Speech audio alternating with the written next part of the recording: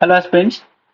Welcome to Daily News Analysis of The Hindu, dated 2nd August 2024. The most important judgment is that states, okay, focus, states, not centers, they can subclassify as SCs for quotas. ये कहना है top court का. Now don't misunderstand it as a creamy layer. Okay, यहाँ पे creamy layer की बात नहीं हो रही है. Suppose अगर यहाँ पे ओबीसी का सॉरी एससी का कोटा 15% है तो इसे अलग अलग कैटेगरीज में सब क्लासिफाई किया जा सकता है. लाइक 3% किसी को दे दिया जाए, 2% एक पर्टिकुलर कास्ट को, 4% किसी और कास्ट को, इस वे में. ठीक है, अभी क्रीमी लेयर के कंसेप्ट की बात नहीं आई है. विद इन एससी जो कम्युनिटीज थोड़ा सा ज्यादा एडवांस हो गई हैं उनको आप रिजर्वेशन लिमिट कर सकते हो ताकि पूरे के पूरे 15% में से ही वही कम्युनिटी जो डोमिनेटिंग है विद इन एससी वो पूरा शेयर ना कॉर्नर कर ले. राइट, तो सब क्लासिफाई करने की बात की गई है यहाँ पर. इसी तरह से विद इन ओबीसी कम्युनिटी भी सब क्लासिफिकेशन की बात की गई थी जिसके लिए सेटअप की गई थी रोहिणी कमीशन. हालांकि इसने अपनी रिपोर्ट सबमिट कर दी है बट गवर्नमेंट ने अभी तक उस रिपोर्ट को रिलीज नहीं किया एग्जैक्टली दैट रोहिणी कमीशन के रिकमेंडेशंस क्या है. बट वहां भी बात यही है that backward, extremely backward and bit forward among the OBC उनको सब कैटेगराइज किया जाएगा. Like 27% reservation can be broken into 999. Okay, अब जैसे एसटी की जब हम लोग बात करते हैं शेड्यूल ट्राइब की तो जनरली जो देखा जाता है इवन यूपीएससी के रिजल्ट्स में भी out of every 10 ST candidate you will see that 7 are Meena community. ठीक है, तो वहां भी डिमांड इस तरह की उठती रही है. तो यहाँ पर 7 जज बेंच ने ये फैसला दिया 6-1 मेजोरिटी से that states have the right to sub classified schedule caste notified in the presidential list to provide them more preferential treatment in the public employment as well as education. क्योंकि but remember अभी creamy layer की बात नहीं आई है. हालांकि out of the 7 जजेस 4 of the 7 judges said that government should extend the creamy layer principle to scheduled caste as well as scheduled tribes. क्योंकि जिस तरह जैसे कि ओबीसी कैटेगरी में, बट अभी के लिए क्रीमी लेयर पे बात नहीं की गई है, सिर्फ सब क्लासिफिकेशन पे बात की गई है. To exclude the affluent individuals of families like Tina Dabi families and so on, make room for the underprivileged within these classes. तो चलिए इससे रिलेटेड काफी चीजें आपको एग्जाम में क्या पूछी जा सकती है हम वो जान लेते हैं. First thing is that with respect to SC and ST इनके वेलफेयर को प्रमोट करने के लिए, इनके इंटरेस्ट को सेफगार्ड करने के लिए हमारे कॉन्स्टिट्यूशन में क्या क्या प्रोविजन किए गए to ensure their representation in education, employment as well as politics. Article 15(4) ये बात करता है reservation in education as well as employment. It empowers the state to make special provision for advancement of any socially as well as educationally backward class of citizen और for SC and ST. तो इसने बात की है यहाँ पे educational institution के respect में, जबकि आर्टिकल 16(4) बात कर रहा है about the employment. Okay, it allows the state to make provision for reservation of appointments और post in favor of any backward class of citizen in opinion of state that is not adequately represented in the services under the state. ठीक है, तो ये दो चीजें हो गई आपकी एजुकेशन एंड जॉब से रिलेटेड. सिमिलरली लेजिस्लेचर में रिप्रेजेंटेशन देने के लिए it provides for reservation of seats for SC ST in the house of people that is Lok Sabha and 332 provides for reservation for SC ST in legislative assemblies. Right, तो ये political representation की बात यहाँ पे आ गई. इसके अलावा भी कुछ स्पेशल प्रोविजंस रखे गए for their advancement that is article 46. It direct the state to promote the educational as well as economic interest of the weaker section of people in particular of SC STs to protect them from social injustice and all form of exploitation.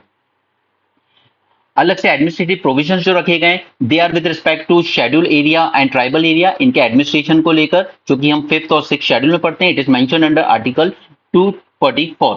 This schedule contains the provision for governance and administration of the areas with significant tribal population. 5th schedule and 6th schedule you already know. Okay, यहाँ पे AMTM Assam, Meghalaya, Tripura and Mizoram और उसके अलावा बाकी की जो tribal areas बच गए उनकी बात यहाँ पे की जाती है 6th शेड्यूल में. ठीक है, इन 4 की, बाकी सबके एडमिनिस्ट्रेशन बाद 5th शेड्यूल में. 2 नेशनल कमीशन बनाए गए. One is for schedule caste to safeguard their constitutional and legal rights under article 338 and under article 338A it is about the national commission for scheduled tribe to safeguard their constitution and legal safeguards. Right, इसके अलावा article 17 it abolish the untouchability, article 23 it prohibits trafficking in human being and force labour, most importantly force labour, ठीक है, क्योंकि इस तरह की चीजें history में बहुत हुई हैं एसटी एससी लोगों के साथ। तो यहाँ पर आपके लिए लिस्ट डाउन कर दिए गए हैं कुछ कॉन्स्टिट्यूशनल प्रोविजन, क्योंकि अगर क्वेश्चन आएगा तो उसका सबसे पहला डायमेंशन कॉन्स्टिट्यूशनल प्रोविजन ही पूछे जाएंगे आपसे, राइट। अब हम लोग चलते हैं आखिर इसके क्या बेनिफिट्स हो सकते हैं of sub classification and what could be the challenges in subclassification of SC ST. All right. So this could be the second dimension that can be asked in your exam. Targeted benefits. Subclassification allows for more targeted approach in delivering benefits to most disadvantaged subgroup within SC ST.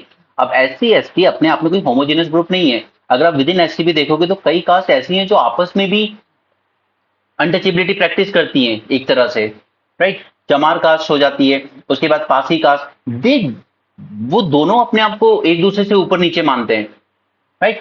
तो with in SC भी there is no homogeneity. तो हमें क्या करना है, with in SC ST जो most disadvantage सब group है उसको बेटर टारगेट करना है। तो ये एक बेनिफिट होगा इसका। This ensure that benefit of reservation and other affirmative actions reach those who need the most, ठीक है। So this was the first targeted benefit. Second, with in this group हमें इनइक्वालिटी कम करने में मदद मिलेगी। Within the broad categories of SC ST, there are significant disparities. ठीक है, for example, Chamar caste and Pasi caste. Sub-classification help address these internal disparities by ensuring that historically marginalized subgroup within these communities are not overshadowed by relatively better off subgroups. Equitable distribution of resources, तो government की जो भी schemes वगैरह चलती है, scholarship वगैरह चलती है, हो सकता है कुछ ऐसे अच्छे खासे वेल ऑफ तरीके से आते हैं, लेकिन वो स्कॉलरशिप प्रोविजन उनको भी मिल रहा है, राइट। उनको भी वेलफेयर स्कीम में वो सारे बेनिफिट्स मिल रहे हैं। तो हमें उसका इक्विटेबल डिस्ट्रीब्यूशन करना है। अनलाइक एसटी, अगेन मैं मीना कम्युनिटी को बार बार इसलिए पॉइंट आउट करता हूँ, ऐसा नहीं है कोई पर्सनल वो है, लेकिन ये सबसे विजिबल है। और जो आदिवासी संगठन है वो हमेशा इसके अगेंस्ट रहे हैं पिछले कई सालों से कि मीना कम्युनिटी को एसटी से बाहर कीजिए। ये पूरा रिजर्वेशन कॉर्नर कर रही है जो एसटी को मिलना चाहिए। Equitable distribution of resources by recognizing varying level of disadvantage within ST/SC category. Resources such as educational opportunities, government jobs, welfare schemes, they can be more equitably distributed. Enhanced representation. Subclassification can improve political and social representation for smaller, more marginalized subgroups within SC/ST, and this can lead to better advocacy and policy making that addresses their specific needs. Focused policy making, it will enable precise policy formulation and implementation by identifying and addressing the unique challenges faced by different subgroups within SC/ST community. अब आपने एक cast का नाम सुना होगा तमिलनाडु में, उसको world में भी इनफैक्ट बुलाया जाता है, दे आर, उनका काम ही एक स्नैक कैचर था, राइट। तो ये एसटी में आके भी ये बहुत पीछे रह गए, ठीक है, जबकि बड़े शहरों में रह रहे एसटी लोग या एससी लोग वो पूरा बेनिफिट ले जाते हैं एजुकेशन में, जॉब्स में, राइट। तो इस सब को करने के लिए भी इसका सब क्लासिफिकेशन जरूरी है। बट इसमें चैलेंजेस क्या आएंगे? First is complexity in implementation. This sub classification adds a layer of complexity to reservation system, making it more challenging to implement and monitor. Ensuring accurate identification and classification of subgroup requires extensive data collection and analysis. Now, अब एक बात देखते हैं चलिए कि अगर हमसे Meena community की बात करें तो मीना कम्युनिटी जो कि आपको राजस्थान में देखने को मिलती है या दिल्ली में देखने को मिलती है, they are well educated, well off, सब कुछ ठीक है, ठीक है। लेकिन यही मीना कम्युनिटी को आप दूसरे स्टेट में चले जाइए, आप थोड़ा सा छत्तीसगढ़ साइड चले जाइए, ठीक है, वहां उतनी एडवांस नहीं मिलेगी। सिमिलरली ओबीसी में जब हम बात करते हैं यादव की, तो दिल्ली, हरियाणा, वेस्टर्न यूपी, यहाँ के यादव अच्छे खासे डेवलप हैं। बट यही चीज आप ईस्टर्न यूपी में चले जाइए या मध्य प्रदेश में भी आ जाइए, यहाँ के यादव उतने ज्यादा एडवांस नहीं मिलेंगे। तो अगेन अगर आप कास्ट के बेसिस पर डायरेक्ट उनको बाहर कर देते हो तो फिर कुछ जेन्युइन लोग भी जिन्हें जरूरत है, जिनको वो एजुकेशन अभी तक नहीं मिल पाई उनकी जनरेशन को, तो वो भी बाहर हो जाएंगे। तो इनको आइडेंटिफाई करना और फिर क्लासिफाई करना ये बहुत मुश्किल होगा। इसकी जरूरत पड़ेगी एक्सटेंसिव डेटा कलेक्शन की। That is extensive data collection में ये बातें आ जाएंगी कि आप विद इन मीना कम्युनिटी देखिए, ठीक है, उनकी कितनी जनरेशन एजुकेट हुई है अभी तक, ठीक है। कुछ फैमिलीज होंगी जहां पहली जनरेशन शायद एजुकेशन ले रही होगी, कुछ होंगी जहां पे 2 जनरेशन 3 जनरेशन ले चुकी होंगी एजुकेशन, लाइक टीना डाबी की बात कर लेते हैं, ठीक है। उसी तरीके से इनके पास कितनी लैंड होल्डिंग्स हैं, ठीक है, वो भी मैटर करता है। And with in this education also क्या फीमेल को एजुकेशन दिया गया इनकी जनरेशन में, इस जनरेशन में, पिछले जनरेशन। तो इसके लिए हमें चाहिए मैसिव डेटा, और ये तब तक नहीं आएगा जब तक हम कास्ट सेंसस नहीं कराएंगे प्रॉपर। मैं ये आपको जनरल बता रहा हूँ, इन जनरल सभी कास्ट के, ठीक है। SC ST का कास्ट सेंसस होता है, नो डाउट, बट अगेन फिर भी हमारे पास काफी सारा डेटा नहीं है कि हाई लेवल पर जब हम टॉप लेवल की बात करते हैं, सेक्रेटरी और उसके अबव की पोस्ट की, तो उस पर कितने SC ST और किस किस कास्ट के SC ST वहां पर बैठे हुए हैं एग्जैक्टली। तो इसके लिए it will require huge data collection and analysis. Second is potential for social division, तो ये तो होगा, it could lead to division and tension within the SC and ST communities. Different subgroup might compete for limited resources, leading to intra-community conflicts. Political manipulation, अब क्योंकि यहाँ पे states को दिया गया अधिकार कि स्टेट गवर्नमेंट्स, और कल ही तेलंगाना के सीएम ने तो अनाउंस भी कर दिया हम बहुत जल्दी करेंगे इसको, तो वो पॉलिटिकली अपने अपने वोट बैंक बनाने के लिए भी इस चीज को मैनिपुलेट किया जाएगा। There is a risk that process of sub classification could be influenced by political consideration, ठीक है। जैसे अगेन ओबीसी के रिस्पेक्ट में अगर बात करें तो यादव की पार्टी है ऑलरेडी यूपी बिहार में, तो यादव वो एक अलग वोट बैंक है, ठीक है। उनको 27 में से सिर्फ आप 4 या 5% पे लिमिट कर दो, ठीक है। और इससे खुश कौन से होंगे, जो नॉन यादव ओबीसी है, वो कहेंगे ओके अब 27% में जितना बचा उसमें हमारा शेयर ज्यादा होगा, राइट। तो ये पॉलिटिक्स इस तरह की SC ST में भी खेली जाएगी। एंड सर्टेन सब ग्रुप्स बीइंग फेवर्ड, क्योंकि उनकी पॉपुलेशन ज्यादा होगी, उन्हें वोट बैंक ज्यादा मिलेगा, और marginalise based on their political significance और influence. Administrative burden, the process of constantly reviewing and updating sub-classification can be administratively burdensome. It requires significant resources, including time, money, and personnel. Legal challenges, sub-classification could face legal challenges regarding its constitutionality and fairness. और यही supreme court ने कहा है कि constitutionally बिल्कुल state government के पास अधिकार है कि वो सब क्लासिफिकेशन कर सकती है। तो ये जो लीगल चैलेंज था, इसी को सुप्रीम कोर्ट ने कल के जजमेंट में एड्रेस कर दिया है, ओके। उसने क्लियर कहा है that yes, state government has the constitutional power to go for this sub classification. There have been instances where such measures have been contested in courts, leading to prolonged legal battle. ये 7 जज bench से judgement आया है, हो सकता है दोबारा petition file हो, चैलेंज किया जाए, फिर वो 9 जज बेंच को जाएगा, 11 जज को जा सकता है, फिर 13 जज को बेंच को भी जा सकता है. Risk of exclusion, there is potential risk that some subgroups might be unfairly excluded from the benefit due to errors or biases in the classification process. Resistance from beneficiaries, subgroups that have historically benefited from the reservation system might resist subclassification as it could lead to reduction share benefit they receive. Okay, Meena community का example है, they are now very influential, ठीक है, administration लेके politics में वो हर जगह है. अब अगर आप एसटी में क्लासिफिकेशन करने जाते हो और उनका शेयर कम होता है, तो obviously there will be a resistance from that community. The decision to implement sub classification among ST/SC communities requires a delicate balance. While the potential benefit in terms of more equitable distribution of resources and better targeted policies are significant, the challenges, particularly those related to implementation and social cohesion, must be carefully managed. Policymakers need to ensure that the process is transparent, inclusive, and based on robust data to mitigate the risk and maximize the benefit. Okay, so that's the conclusion for you. तो इस topic को हमने अच्छे से prepare कर लिया mains के लिए. आगे चलते हैं हम. राजनाथ सिंह को लेटर लिखा है काफी सारे ग्रुप्स ने, जिसमें फॉर्मर जज, डिप्लोमेट्स, एक्टिविस्ट, राइटर सभी हैं. इन्होंने कहा है कि प्लीज एक्सपोर्ट बंद कीजिए आर्म्स एंड एम्यूनिशन का टू इजराइल, क्योंकि उनका ये कहना है कि even international court of justice ICJ has clearly ruled that Israel is in violation of obligations under the Genocide Convention, and further that Israel is in illegal occupation of the occupied Palestinian territories. और क्योंकि हम भी ICJ को मानते हैं, तो ये कह रहे हैं कि आप अगर इसको आर्म्स एक्सपोर्ट कर रहे हो तो आप कहीं ना कहीं इसी को वायलेट कर रहे हो, ठीक है. Several Indian companies and government owned and private have joint ventures with Israeli defense manufacturers and make subsystem and parts for original manufacturer. तो न्यूज उतनी इंपॉर्टेंट नहीं है, लेकिन इससे रिलेटेड काफी चीजें हमारे लिए इंपॉर्टेंट है. फर्स्ट इज कि आखिर डिफेंस एक्सपोर्ट पे हम लोग क्या कर रहे हैं और हमारी क्या क्या चीजें हैं जिनको हम एक्सपोर्ट कर रहे हैं, ठीक है. तो इसको टॉपिक को तैयार कर लीजिए. India has set an ambitious target for its defence export to establish itself as a major arms exporter. First thing, हमने टारगेट रखा है to achieve defence export worth $5 billion by 2025. Okay, this is a part of a larger vision to become a global defense manufacturing hub. Right? Strengthening defense ties. India is strengthening its defense cooperation with various countries through joint exercise, joint defense agreement, technology transfer, and these efforts are intended to boost the trust and make Indian defense products more attractive. ठीक है, जैसे ब्रह्मोस वगैरह हमने उस corporation से बनाया Russia के साथ. हमने तेजस में उसमें जो इंजन यूज होना है वो अमेरिकन कंपनीज के साथ बनाया, राइट। इसराइल के साथ हम काफी सारे आर्म्स डेवलप करने में पार्टनरशिप कर रहे हैं। Indigenous production and make in India, the make in India initiative is a cornerstone of India strategy to boost defence export by increasing domestic production and reducing dependency on imports. India aims to enhance the competitiveness of its defense products, ठीक है। और काफी countries ने interest दिखाया है ब्रह्मोस और तेजस missile को purchase करने में।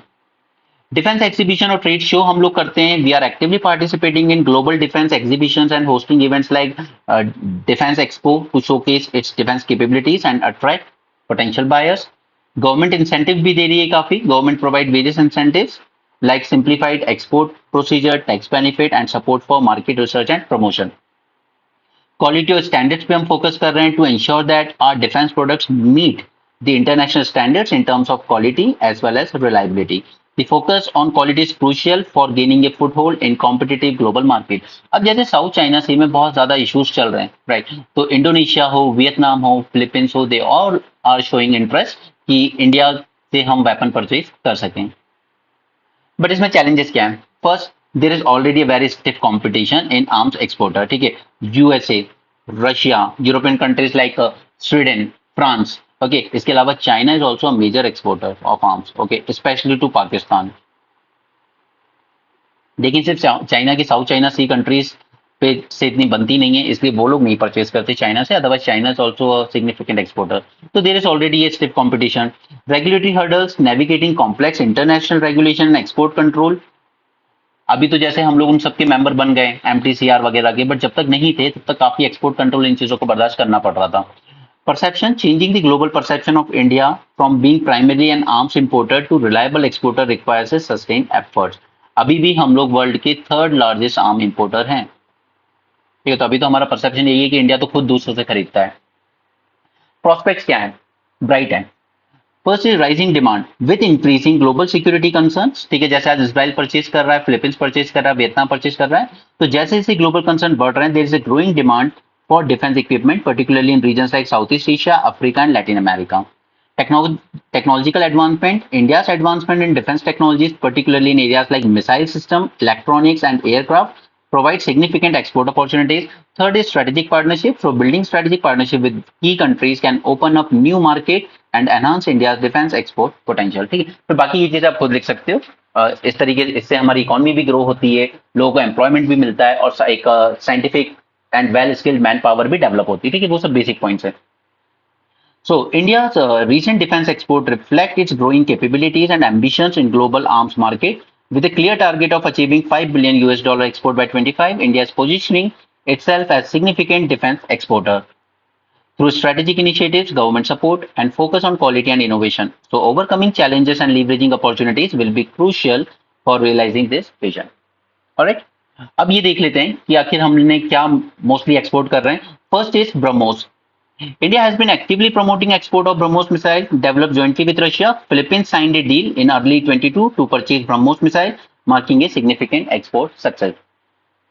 दूसरा तेजस है जिसको हम मार्केट कर रहे हैं। India's marketing is indigenously developed Tejas LCA to various countries. Malaysia has shown interest in acquiring Tejas. Discussions are ongoing with other nations like Argentina and Egypt. Pinaka multi-barrel rocket launcher. India has exported the Pinaka rocket system to Armenia. The deal highlight India's capabilities in artillery system and showcase robustness of its indigenous defense technology. Okay, so Pinaka rocket launchers भी हमने दिए थे जब Azerbaijan और Armenia के बीच लड़ाई चल रही थी। Advanced light helicopter Dhruv. India exported Dhruv helicopters to countries such as Mauritius, Nepal, Ecuador. These helicopters are used for various purposes including transport as well as medical evacuation. Radar and electronic warfare system. India has been exporting various radar system, electronic warfare equipment to countries in Southeast Asia, Africa. Okay, and these radar system are very crucial for modern warfare. अगर आपका radar system strength नहीं है तो फिर आप रोक नहीं पाओगे आने वाली मिसाइलें। Small arms and ammunition. India has exported small arms and ammunition to several countries. The focus has been on regions like Africa, where there is a high demand for reliable as well as cost-effective defense equipment. Naval system. India has exported patrol vessel and other naval system to friendly countries. Efforts are underway to market sophisticated platforms like frigates and submarines. और Indian navy Indian ocean region में एक net security provider की तरह भी काम करती है। और वहां जो कंट्रीज हैं वो इंडिया से उम्मीद भी यही करती हैं। राइट, तो यहाँ पे एक्सपोर्ट से रिलेटेड, डिफेंस एक्सपोर्ट से रिलेटेड हमने टॉपिक कवर कर लिया। आगे चलते हैं। BCCI and Sports Authority of India told to curb surrogate advertising for tobacco and alcohol। अब ये कई बार न्यूज में आ चुका है सैरोगेट एडवर्टाइजमेंट, जब वर्ल्ड कप भी हुए तब भी बोला गया सैरोगेट एडवर्टाइजिंग बंद होनी चाहिए। इसमें काफी सारे एथिकल इश्यूज आ जाते हैं बीच में। तो पहले तो इसको समझ लेते हैं कि सैरोगेट एडवर्टाइजमेंट है क्या आखिर। अगर सिंपल टर्म से बोले तो सैरोगेट एडवर्टाइजमेंट इज कि आप एग्जैक्टली जो प्रोडक्ट बेचना चाह रहे हो वो नहीं दिखा रहे हो। ओके, जैसे किंगफिशर है, वो मोस्टली अपनी बियर के लिए फेमस है, लेकिन वो क्या मार्केटिंग कर रहा है मोस्टली सोडा की, वाटर बॉटल की, लेकिन अपने ब्रांड की जो इमेज है उसको बिल्ड कर रहा है। फिर इंसान को लगता है किंगफिशर का सोडा बहुत कॉमन है, किंगफिशर का वाटर बहुत कॉमन है, तो किंगफिशर की बियर भी फिर उस तरीके से प्रमोट होती है। That is called as surrogate advertisement. Surrogate advertisement, a marketing strategy where a product is advertised in the manner that indirectly promotes another product. Promote कर रहे हैं water bottle and soda, but actually promote क्या हो रहा है? Beer.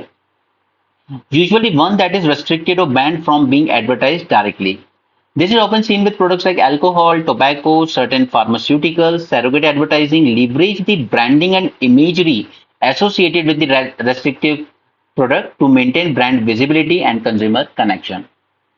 So what are the characteristics? तीन बातें याद रखिए बस: indirect promotion, brand extension and legal loopholes. The advertisement promote a product that is legal to advertise but closely associated with the restricted product, water bottle and beer bottle. For example, a brand known for alcoholic beverage might advertise soda, packaged water or club soda under the same brand name. Brand extension, ultimately companies क्या कर रही हैं? They use similar branding, packaging and even logos for the surrogate product to keep primary product in the mind of consumer. This help in brand recall and maintaining market presence without breaking the advertising law. Surrogate advertising exploit करती है legal loopholes को to bypass the ban on direct advertising of certain products. By promoting a related or similarly banned product, companies can circumvent the restrictions and continue to market their primary products indirectly. Okay, common example यहाँ पे इन्होंने Kingfisher का ही दिया है, beer का। okay, Kingfisher may advertise mineral water or soda. Similarly, cigarette brands might promote lifestyle products such as apparel or events under the same brand name. ठीक है, जैसे कई बार इवेंट प्रमोट करते हैं। आपने अगर अवार्ड शोज देखे होंगे बॉलीवुड के और टीवी शोज के, तो आपने देखा होगा स्पॉन्सर्ड बाय विमल, राइट। गुटखा पान मसाला, brands that produce these products might advertise other products like cardamom or mouth freshener using the same brand name and logo. Okay. तो इसमें रेगुलेशन एंड एथिकल कंसर्न ये important है हमारे लिए। Regulatory scrutiny, government and regulatory bodies often monitor surrogate advertisement to ensure the companies are not violating advertising bans. Some countries have specific regulation to counteract surrogate advertising practices. ठीक है, उनके पास specific regulation, but हमारे यहाँ पे specific regulation नहीं है, और यही यहाँ पर गवर्नमेंट ने कहा है BCCI and SAI told to curb surrogate advertising for tobacco and alcohol. Otherwise, अगर अब भी नहीं होता है ये, तो फिर इसके लिए एक स्पेसिफिक लॉ बनाने की जरूरत पड़ेगी। Consumer awareness, there is growing movement to increase consumer awareness about the true nature of surrogate advertisement and their implication. Educating consumers help them understand the tactics used by companies to promote restricted products. Ethical issue, surrogate advertising raises the ethical concern as it often targets the vulnerable population including minors, undermines the public health initiative aimed at reducing the consumption of harmful products. Right, example के लिए आप दो example याद सकते हैं, Kingfisher का और दूसरा मार्लबोरो। ठीक है, मार्लबोरो एक सिगरेट ब्रांड है that use surrogate advertising to promote Marlboro classic, a line of apparel as well as accessories. ठीक है, आप प्रमोट कर रहे हो एपेरल एसेसरीज, जबकि आप मोस्टली जाने जाते हो सिगरेट ब्रांड के लिए। So surrogate advertisement are sophisticated marketing tactics used to circumvent advertising restrictions on certain products. While they help companies maintain brand presence and consumer loyalty, they pose significant regulatory and ethical challenges. Understanding and addressing these challenges is crucial for effective public health policies and consumer protection initiatives. Right? ये आपसे ethics में भी पूछा जा सकता है, कोई बड़ी बात नहीं है। अब यहाँ पर गवर्नमेंट को अपना ऑफलोड करना है राइस वगैरह को, तो उन्होंने क्या कहा है, now states can directly buy rice from FCI। ठीक है, ये फूड मिनिस्टर ने कहा है। अब यहाँ पे एक टर्म है that is called as open market sale scheme. इसका मतलब है कि आपको ऑप्शन में आने की जरूरत नहीं है, स्टेट गवर्नमेंट्स को, वो डायरेक्ट बाय कर सकती हैं। ये topic open market sale scheme हमने पूरी तरीके से मेंस 450 प्लस में डिस्कस किया है, आप वहां से इसको पूरा डिटेल में कवर कर लीजिएगा। ठीक है, यहाँ पे हम सेम चीज वापस रिपीट नहीं करेंगे because it will take another 30 minutes in explaining this single topic. यहाँ पे हमने नेशनल फूड सिक्योरिटी एक्ट भी डिस्कस किया था and open market sale scheme, ठीक है, ये भी डिस्कस किया था, तो ये आपको वहां से समझ में आ जाएगा। Let's move forward. Okay, A verdict on money bill that India awaits. Erectile bond के बाद अगर इंडिया किसी चीज का बेसब्री से इंतजार कर रहा है पॉलिटिक्स में, तो वो मनी बिल को लेकर गवर्नमेंट ने काफी सारे ऐसे लॉस को पास कर दिया in the name of money bill जो एक्जैक्टली मनी बिल की डेफिनेशन में नहीं आते हैं। तो हम इस आर्टिकल का समराइज फॉर्म में पढ़ते हैं इसको, क्या चीज हमारे काम की है। A seven-judge bench of Supreme Court in India is poised to deliberate on crucial question regarding the scope and definition of money bill. The outcome will have profound implication for numerous pieces of legislation enacted without Rajya Sabha's consent, affecting India's federal structure and balance of power under Constitution.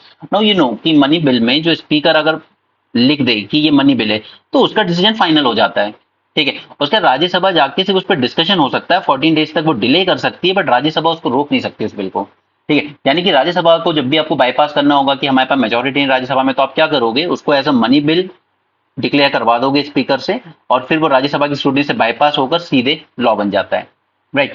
तो आधार act इसी तरीके से money bill के form में पास कर दिया गया था। ट्रिब्यूनल्स में कुछ चेंजेस किए गए थे, वो भी मनी बिल के रूप में पास कर दिए गए थे। तो इन सबको लेकर ही ये इशू बना था और कोर्ट में कई पेटिशन फाइल हुई थी इस केस में। The case stems from 2019 verdict in Roger Matthew versus South Indian Bank Limited, where constitutionality of Finance Act 2017 was contested. The act, classified as money bill, introduced significant changes to the authority and functioning of 26 tribunals, merging some, abolishing others, altering appointment qualification and condition of service। ये सब हमने पहले भी बात की है, ठीक है। ये जो आप फाइनेंस बिल लेकर आए थे, इसमें आपने ट्रिब्यूनल्स को मर्ज कर दिया, आपने कुछ ट्रिब्यूनल अबॉलिश कर दिए, आपने वहां पे जो मेंबर्स हैं उनकी क्वालिफिकेशंस ऑल्टर कर दी, उनकी कंडीशन ऑफ सर्विस ऑल्टर कर दी। क्या ये सब मनी बिल के अंडर में आता है? नहीं आता एग्जैक्टली, मनी बिल के डेफिनेशन में नहीं आता है। आर्टिकल 110 क्लियरली डिफाइन करता है कि क्या चीजें मनी बिल के अंडर में आएंगी, ठीक है। तो वहीं से Roger Matthew versus south Indian bank limited 2019 के वर्डिक्ट से ही ये चीजें निकल के आई थी। Article 109, it allows money bill to become law with only Lok Sabha approval with the Rajya Sabha having no binding influence. And article 110 में दो क्लॉज हैं, that is clause 1 and clause 3।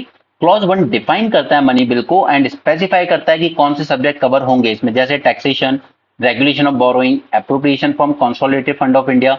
It mandates that money bill should deal exclusively with these subject, okay, exclusively। जबकि article 110 का clause 3 बताता है, grant the speaker the final authority to decide whether a bill qualifies as money bill or not, okay। तो speaker का ही biasness इसमें देखा जाता है कि जनरली स्पीकर अपॉइंट ही रूलिंग पार्टी करती है, राइट। तो ये कॉन्स्टिट्यूशनल प्रोविजन हो गए।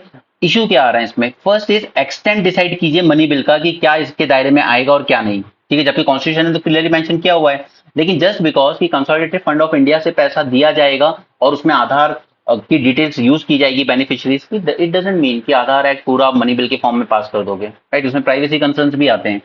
Petitioner argued that extensive changes introduced by Finance Act 2017 exceeded the scope of money bill, while some elements related to salaries from Consolidated Fund of India fit the money bill criteria, but most changes did not। Judicial review of speaker decision, कि speaker biased अगर है, उसने money bill उसको कर दिया, तो फिर क्या करें? कॉन्स्टिट्यूशन ने तो कहा है कि इज द फाइनल अथॉरिटी, ठीक है। तो इसका भी जुडिशियल रिव्यू होगा। The case highlighted the need to scrutinize Speaker's authority to classify a bill as money bill, particularly when such classification could sidestep the Rajya Sabha। Precedent देख लेते हैं। KS Puttaswamy case 2018, the Aadhaar Act was upheld as money bill, despite containing extensive provision beyond the core subject of money bill. The 5-judge bench in Roger Matthew found that precedent insufficiently clear on reviewing the Speaker decision। Implication of subterfuge, the classification of extensive legislative changes as money bill was seen as subterfuge, violating the Constitution's intent. The Finance Act 2017, in altering tribunal structure and conferring excessive executive power, was beyond the scope of subject listed in Article 110(1)। बाकी तो इन दोनों चीज को याद रखिए। एक तो आधार act को आपने मनी बिल के फॉर्म में पास कर दिया, आपने ट्रिब्यूनल में सारे चेंजेस फाइनेंस एक्ट के नाम पे कर दिए जो कि इसके स्कोप के बियॉन्ड थे। Recent instances, Finance Act 2019 classified as money bill made significant changes to Prevention of Money Laundering Act. Now this was the third case जो आधार एक्ट के फॉर्म में पास कर दिया गया, इसमें पीएमएलए में काफी चेंजेस किए गए. The practice of bypassing upper house could undermine the federal structure and diminish the Rajya Sabha role. Now the role of upper house, तो यहाँ पे जस्टिस चंद्रचूड़ का कहना था in Roger Mathew, he emphasized the importance of Rajya Sabha in reflecting the nation's pluralism and maintaining the federal balance. Ignoring the upper house by overusing the money bill classification could weaken the federal backbone of the constitution. So the Supreme Court's ruling in this matter will clarify the interpretation of money bill and delineate the boundaries of legislative power. Ensuring that Rajya Sabha role is not undermined is crucial for preserving the federal structure and the checks and balances within Indian democratic system. Allowing misuse of money bill provision could pose a threat to the foundational principle of constitution. Okay, तो ये तीनों case आप याद रखेंगे. Finance act 2019 जो prevention of money laundering act से related था, ठीक है. दूसरा फाइनेंस एक्ट 2017 जो ट्रिब्यूनल से रिलेटेड था, और तीसरा दिस आधार एक्ट, ठीक है, इसको भी मनी बिल के फॉर्म में पास कर दिया गया. ऑलराइट, तो चलिए अगले टॉपिक पे चलते हैं. अब हमने एक और बिल देखा था जहां पे ब्रॉडकास्टिंग वगैरह के लिए लाया जा रहा है, ठीक है. उसमें दो कमिटीज बनाई जाएगी, एक आपके कंटेंट को पहले रिव्यू करेगी, उसके बाद आप पब्लिश कर सकते हो, और दूसरा बनाया जा रहा है ग्रीवांस रिड्रेसल के, यानी आपके अगेंस्ट अगर कोई कंप्लेन है तो वो सेकंड कमेटी के पास जा सकती है. और दोनों कमेटी में मेंबर्स कौन अपॉइंट करेगा? सेंट्रल गवर्नमेंट, ठीक है. और वो अपने टाइप की लोग अपॉइंट करेगी, गजेंद्र चौहान जैसे, अनुपम खेर जैसे, रजत शर्मा जैसों को, राइट. अब एक और प्रॉब्लम ये है कि ये जो सोशल मीडिया पे जैसे रवीश कुमार, अभिषार शर्मा, ये सब लोग यूट्यूब पे अपना चला रहे हैं चैनल, राइट. वो एक गवर्नमेंट के क्रिटिसिज्म करते हैं वहां पे. द फैक्ट इज कि इन लोगों ने कहा है कि हम ब्रॉडकास्टिंग के ही राइट में ले आएंगे इन सोशल मीडिया वालों को भी, ठीक है. यानी कि यूट्यूब पे जो लोग अपने न्यूज चैनल तरह चला रहे हैं उन्हें भी इसी कैटेगरी में कंसिडर किया जाएगा, राइट. तो ये तीन मेजर कंसर्न है यहाँ पे. एक कमिटी जो रिव्यू करेगी कंटेंट को पहले, उसके बाद आप पब्लिश कर सकते हो, तो ये एक तरह का सेंसर हो गया, ठीक है. सेकंड कमिटी जो कंप्लेन एग्जामिन करेगी आपके अगेंस्ट, अगर कोई कंप्लेन आती है कि इन्होंने गलत न्यूज दिखा दी एंड सो ऑन, ठीक है. और सबसे बड़ा इशू है कि ब्रॉडकास्टिंग की डेफिनेशन में ये लोग लेकर आ रहे हैं यूट्यूब पे जो लोग करते हैं, या आप कह लीजिए कि जो सोशल मीडिया पे इंडिपेंडेंटली वर्क कर रहे हैं. अब यहाँ पे गवर्नमेंट ने क्या किया, अभी सिर्फ ड्राफ्ट आया है, लेकिन इस ड्राफ्ट में इन्होंने क्या किया कि सभी स्टेक होल्डर से कंसल्ट नहीं कर रहे हैं, और काफी सीक्रेट भी रखा जा रहा है इस ड्राफ्ट को, इसको काफी सीक्रेट भी रखा जा रहा है. एंड सीक्रेसी का अंदाजा आप इसी बात से लगा लीजिए कि ये ड्राफ्ट जिन जिन सिलेक्टेड स्टेक होल्डर्स को भेजा गया है उन सबको अलग अलग वाटर मार्क करके भेजा गया है, ठीक है. यानी एक पे कोई दूसरा लोगो वाटर मार्क के, किसी पे और कोई लोगो वाटर मार्क किया गया, किसी पे और कोई लोगो किया गया, ठीक है. ये सब क्यों किया गया? ताकि अगर ये ड्राफ्ट लीक होता है कल को तो पता चल जाएगा कि किसके थ्रू लीक हुआ था, क्योंकि सबको अलग अलग वाटर मार्क करके दिया गया है. तो ये दिखा रहा है कि गवर्नमेंट कितना सीक्रेटली इस पे काम कर रही है, राइट. सो ये इस गवर्नमेंट की हमेशा से प्रॉब्लम, पहले मेन स्ट्रीम मीडिया को पूरा डिस्ट्रॉय किया, गोदी मीडिया बना के रख लिया, गवर्नमेंट का क्रिटिसिज्म नहीं होना चाहिए, ठीक है. सिमिलरली अब जो इंडिपेंडेंट चैनल चल रहे हैं जैसे रवीश कुमार जैसों के, उस पे अटैक है कि वहां पे भी कंट्रोल किया जाए. Ministry of information and broadcasting holding closed door meeting with the broadcasting and entertainment industry regarding the broadcasting services regulation bill 2023. जबकि आपको जो भी डिस्कशन करने हैं वो पब्लिक डोमेन में रखा जाता है, हर बिल पब्लिक उसमें अपने कमेंट्स देती है, सारे स्टेक होल्डर्स पे अपने ओपिनियन देते हैं, ठीक है. लेकिन यहाँ पर ये क्लोज डोर मीटिंग कर रहे हैं इस केस में. Each copy of the newest draft has been provided with unique watermark that can identify leaks, if any. Public consultations are an integral part of making laws that affect many Indians. और ये government ने 24 में कहा भी था कि pre legislative consultation policy should have an extensive public outreach. Okay, एक law को बनाने से पहले आपको एक्सटेंसिवली उसको पब्लिक के सामने रखना चाहिए ताकि लोग सब देख सकें, क्योंकि वो अल्टीमेटली उन्हीं पे इम्पैक्ट करेगी. आज आधे लोग अगर मूर्ख बने हैं सरकार के चक्कर में तो वो गोदी मीडिया की देन है. छोटे छोटे 21 साल के लड़के कहते हैं हम मुस्लिमों को काटना चाहते हैं. ये एक बाबा है कोई, I don't remember his name, okay, उसमें आया था एक लड़का 19-20 का होगा, हार्डली वो इस तरह की बातें कर रहा था, क्योंकि दिन रात आपको हिंदू मुस्लिम किया जा रहा है टीवी पे. It has chosen to take just a few stakeholders into confidence. This approach ignores online creators, large part of the media industry and civil society. उनसे डिस्कस किया ही नहीं जा रहा है इस bill pay. The bill would expand an already comprehensive regulatory framework that has been criticized as having a chilling effect, discouraging free expression in range of media spanning news and entertainment. Okay. So this omission of meaningful public consultation, this is a deliberate strategy of gatekeeping major policy changes and deciding who gets to have a say in them. When it comes to media regulation, the interests of established corporate stakeholders might not always coincide with those of emerging crop of creators. ठीक है, जैसे रविश कुमार जैसों ने छोड़ दिया, कई youngsters भी हैं जो काम करते थे चैनलों पे, उन्होंने छोड़ दिया, क्योंकि जो कॉर्पोरेट हाउसेस इन मीडिया चैनल्स को कंट्रोल कर रहे हैं वो उन्हें सच नहीं दिखाने दे रहे। ठीक है, एक बार भी बात नहीं की गई, पुलवामा हुआ उसकी आज तक कोई ठीक से जांच नहीं, बट कोई मीडिया ने क्वेश्चन नहीं किया गवर्नमेंट को।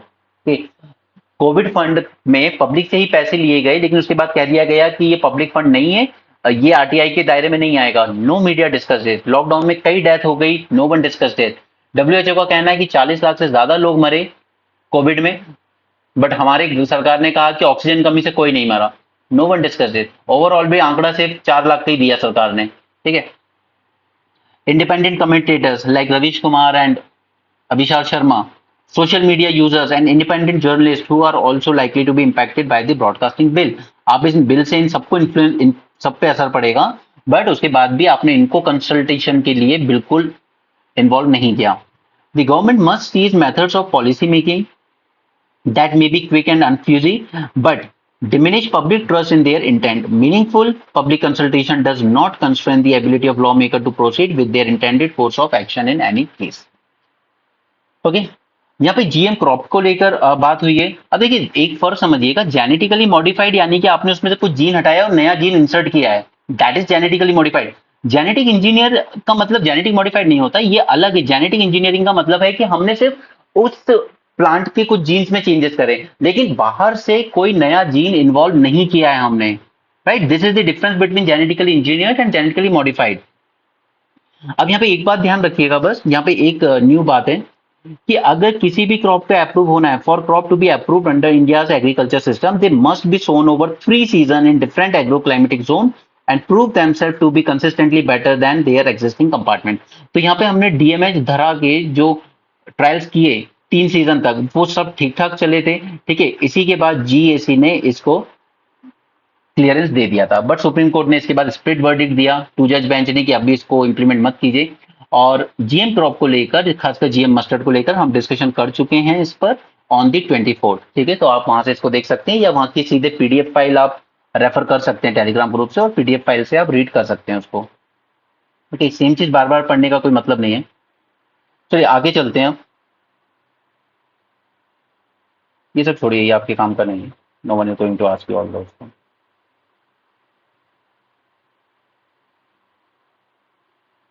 ओके, ईरान की कैपिटल में मारे गए हैं यहाँ पर हमास के लीडर हनिया। ठीक है, अब द थिंग इज कि इसराइल ने एटलीस्ट क्लेम नहीं किया कि हमने मारा है, बट ब्लेम उसी पर है पूरा। तो थोड़ा सा ना यहाँ की स्टोरी को पूरा समझ लेते हैं, हाईलाइट कर, बिकॉज इसको पढ़े हुए काफी टाइम हो गया है। ठीक है, पहले मैंने बहुत अच्छे से ये सब चीजें समझाई थी फिल्म्स के पहले। चलिए एक बार फिर से देखते हैं, क्योंकि फियर ये है कि ये जो पूरा रीजन है, just a second, whole of this region ये कॉन्फ्लिक्ट की पकड़ में आ सकता है। ओके, कि हो क्या रहा है एग्जैक्टली। पहले यहाँ पे हम लोग देखते हैं, पहले इसराइल के आसपास उसके एनिमीज समझ लेते हैं। देखिए इसराइल, दिस इज गाजा। ठीक है, दिस इज वेस्ट बैंक। यहाँ पे रूल करती है पैलेस्टीनियन लिबरेशन अथॉरिटी। ठीक है, अंडर दी फतेह। इससे इसराइल अमेरिका बात करते हैं, कोई दिक्कत नहीं है, इनके साथ नेगोशिएशन चलता रहता है। गाजा में रूल कर रहा है सिंस 2007 हमास, जिसे यूएस और इजराइल मानते हैं एज ए टेररिस्ट ऑर्गेनाइजेशन। ठीक है, तो हमास को से वो बात नहीं करते, वो सिर्फ उसको डिस्ट्रॉय करने की बात करते हैं, US and Israel. Lebanon, Lebanon में एक्टिव है एक और टेररिस्ट ग्रुप हिजबुल्ला। राइट, और तीसरा टेररिस्ट ग्रुप एक्टिव है यहाँ यमन में, जो कि इजराइल से काफी दूर है, बट यहाँ पर है हाउदी रेबल्स। राइट, ना व्हाट हैपन, पहले थोड़ा सा यमन का जान लेते हैं। Saudi Arabia is a Sunni country, Iran is a Shia country, and the Saudi rebel. अब यहाँ पे यमन में जो गवर्नमेंट रूल कर रही थी वो थी सुन्नी मेजोरिटी, तो सऊदी अरेबिया का रूलिंग गवर्नमेंट के साथ बिल्कुल सपोर्ट था, उसने बहुत बम्बार्डमेंट की। ठीक है, ईरान है शिया कंट्री, हाउदी रेबल्स हैं शिया, तो ईरान ने इनको पूरा सपोर्ट किया और काफी एक तरह से सिविल वॉर चलती रही यहाँ पर। ठीक है, यमन की जो गवर्नमेंट थी उसको सुन्नी सऊदी अरेबिया सपोर्ट कर रहा था, हाउदी रेबल्स जो हैं विच आर शिया, उसे भी ईरानियन शिया सपोर्ट कर रहे थे। तो ये पूरा यमन इन्होंने आपस में डिस्ट्रॉय कर लिया लड़ाई झगड़े में, ठीक है, in a kind of civil war between Shia and Sunni supported by Saudi Arabia and Iran. ठीक है, इसी हाउदी रेबल ने फिर रेड सी में, जब से गाजा वॉर शुरू हुई तब से इन्होंने रेड सी में प्रॉब्लम कॉज करना शुरू किया। ठीक है, यहाँ से जितने भी शिप्स वगैरह जाते हैं उनको कैप्चर कर लेना, उन पे रेड कर देना, उन पे मिसाइल अटैक कर देना, ये सब हाउदी रेबल्स ने किया।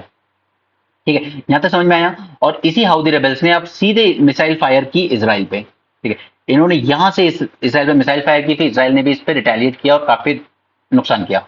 तो आप देख सकते हैं कि इसराइल के 3 एनिमीज खड़े हो चुके हैं। एक तरफ है हाउदी रेबल्स, इसके नॉर्थ में है हिजबुल्ला और इसके वेस्ट में है Hamas. All three are supported by one country that is Iran.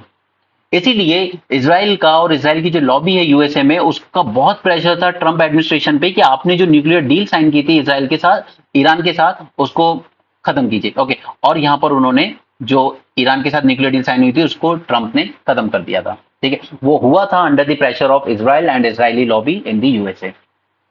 कि इसराइल का कहना है कि अगर ये ईरान स्ट्रांग होता गया तो अभी तो ये प्रॉक्सी वॉर कर रहा है हमारे अगेंस्ट, हाउदी रेबल्स के थ्रू, हिजबुल्लाह के थ्रू एंड हमास के थ्रू, बाद में ये हमारे लिए और बड़ा डेंजर बन जाएगा। लेकिन अब क्योंकि इसराइल ने अटैक किया ईरान की कैपिटल पे हमास के इस लीडर हनैया को मारने के लिए, अब ईरान कह रहा है that we will retaliate. Okay, so Israel और ईरान में ये वॉर और तेजी से बढ़ती जा रही है। सऊदी अरेबिया और ईरान में भी वॉर ही चल रही थी एक तरीके से इन यमन, बट फाइनली चाइना ने इन दोनों के बीच में मीडिएशन कराया, इन दोनों की डिप्लोमेटिक रिलेशन फिर से स्टैब्लिश कराए थैंक्स टू चाइना। राइट, तो ये 2 कंट्री यहाँ पे एम्ब्रॉयड है। अफगानिस्तान की बात करें तो वहां पे ऑलरेडी तालिबान का रूल चल रहा है।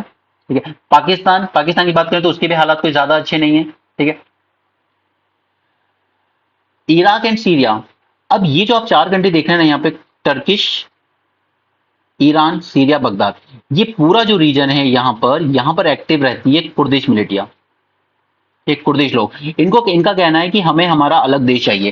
तो ये चारों country, Turkey, Syria, Baghdad and Iran, चारों एक चीज पे तो बिल्कुल कंसेंट रहता है इन दोनों के बीच कि कुर्दिश मिलिटियाज को बिल्कुल क्रश करना है।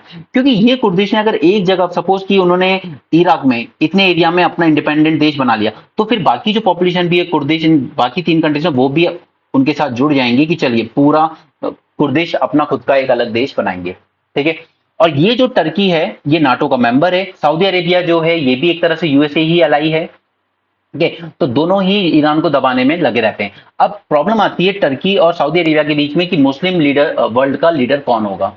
टर्की खुद को मानता है, सऊदी अरेबिया खुद को मानता है। ठीक है, अब दूसरी बात है कि यहां पे इसराइल के लिए प्रॉब्लम है कि ऊपर लेबनान में इसके पास हिजबुल्लाह की प्रॉब्लम है। ठीक है, इधर जॉर्डन और इजिप्ट, इन दोनों ने तो ये मान लिया कि हमारे बस की नहीं है इसराइल से फाइट करना, तो हम लोग इससे थोड़ा सा बाहर ही रहते हैं।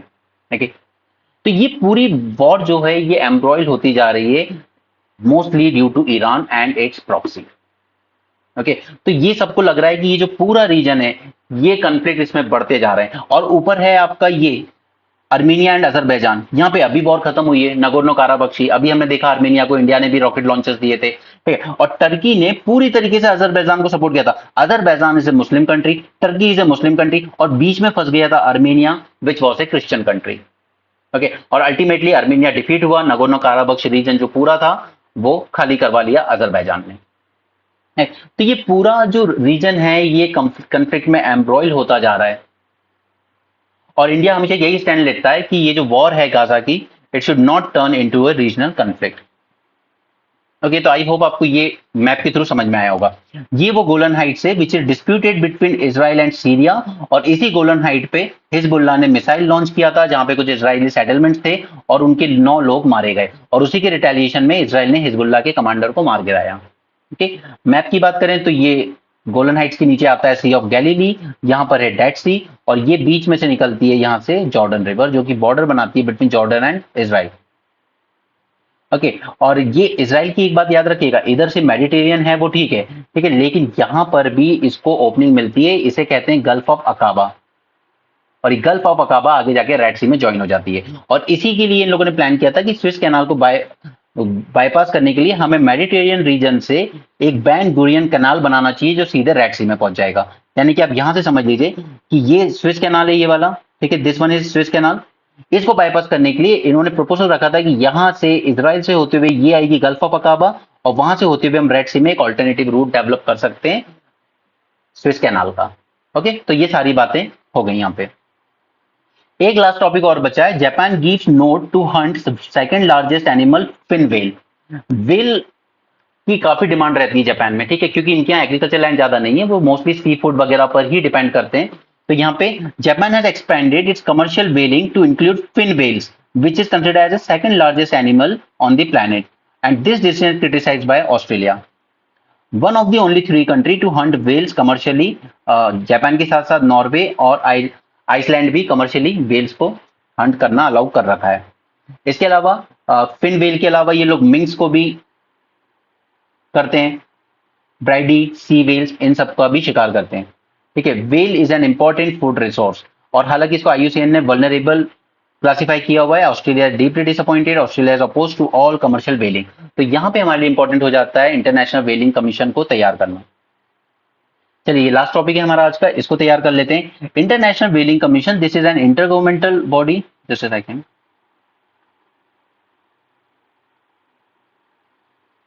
It is an intergovernmental organization established to regulate whaling and ensure the conservation of whale population. कब बना था ये? 1946 में, okay, through International Convention for Regulation of Whaling. Objective, first objective is conservation and management. The primary goal is to provide for proper conservation of whale stocks and thus make possible the orderly development of whaling industry. पूरी तरीके से ban नहीं है, but इनका stock हद से ज्यादा कम ना हो जाए, इसलिए इसको रेगुलेट किया जाएगा, इनकी व्हेल के कैचिंग को। Regulation of whaling. The International Whaling Commission set quotas and limit on whaling activities to prevent overexploitation. This includes the establishment of catch limits, while sanctuaries, whale sanctuaries and restrictions on whaling method to ensure human practice. अब पता है इसमें Japan क्या करता है कि वो whales को कैच करता है in the name of scientific studies, ठीक है, साइंटिफिक रिसर्च के नाम पर वो whales कैच करता है और बाद में उसको कमर्शियल मार्केट में बेच देता है। और जबकि इसकी रियलिटी ये है, इसका प्रूफ ये है कि आज तक कोई बड़ा रिसर्च पेपर निकल के नहीं आया जापान की तरफ से फॉर वेल्स, कैच करता है और कमर्शियली उनको बेच देता है। Scientific research, IWC conduct and facilitate research on whale population, their environment and impact of human activities. This scientific data is critical in forming conservation policies and regulation. But अधिकतर जो countries कर रही हैं वो रिसर्च और इनके नाम पर उनको सिर्फ कैच कर रहे हैं और कमर्शियली एक्सप्लॉइट कर रहे हैं। Protection of endangered species, IWC focus on protecting vulnerable and endangered whale species from extinction. This includes implementing specific measure for recovery of this population. Commercial and aboriginal subsistence whaling. While IWC imposed a moratorium on commercial whaling, it recognized the right of indigenous communities, आसपास जो indigenous communities रहती हैं, to practice aboriginal subsistence whaling, which is regulate to ensure sustainability. Okay. तो outright ban नहीं है, regulation है commercial वेलिंग के लिए, बट इंडिजिनस कम्युनिटीज को अलाउ है कि सस्टेनेबल आप अपने सबसिस्टेंस के लिए कर सकते हो। की माइलस्टोन माने तो 1982 का मॉरेटोरियम सबसे इंपॉर्टेंट था। In 1982 IWC adopted a moratorium on commercial whaling which came into effect in 1986। Moratorium मतलब कि अभी कोई भी वेल्स वगैरह को कैच नहीं करेगा। हालांकि जापान ने कुछ साल पहले कह दिया था हम इसको नहीं मानेंगे अब। This moratorium is a significant step towards the conservation of whale population, although it has been point of contention among member countries. Whale sanctuaries बनाई गई। IWC established whale sanctuaries in various parts of the world, including Indian Ocean Whale Sanctuary and Southern Ocean Whale Sanctuary, to provide safe havens for whale population. अब याद रखिएगा, दो ही जगह century बनी है आज तक सिर्फ, ठीक है, इंडियन ओशियन में और दूसरी सदर्न ओशियन में, यानी अंटार्कटिका के आसपास। Revised management procedure. It is a scientific framework developed by IWC to manage whaling activities and set the catch limit based on population assessment and other data. Controversies देखिए, diverse member perspective. IWC comprise countries with varying stances on whaling. Some countries like Japan, Norway, Iceland have traditionally supported whaling and sought to lift the moratorium, while others like US, Australia, UK, they advocate for stronger conservation measure. इसलिए Japan ने अब जो किया उस पर नाराजगी हुई है ऑस्ट्रेलिया को। Scientific whaling, countries such as Japan conducted whaling under the guise of scientific research, exploiting a loophole in this. The practice has faced international criticism and legal challenges. कोई रिसर्च पेपर नहीं आता इनकी तरफ से, scientific के नाम पे ये लोग सिर्फ कैच करते हैं वेल्स को। Aboriginal subsistence whaling, balancing the right of indigenous communities to practice traditional whaling with conservation goals poses a complex challenge for IWC. Enforcement: ensuring compliance with IWC regulation and preventing illegal whaling activities remain ongoing issue, requiring international cooperation and effective monitoring. Recent development: Japan's withdrawal, जिसकी मैंने आपको बात की थी. 2019, Japan withdrew from International Whaling Commission, resumed commercial whaling within its exclusive economic zone. The move highlighted the tensions within organization and challenges in achieving consensus on whaling policies. Evolving conservation efforts: IWC continues to evolve its conservation strategies, focusing on emerging threats like climate change, ocean noise, ship strikes, entanglement in fishing gear, etc.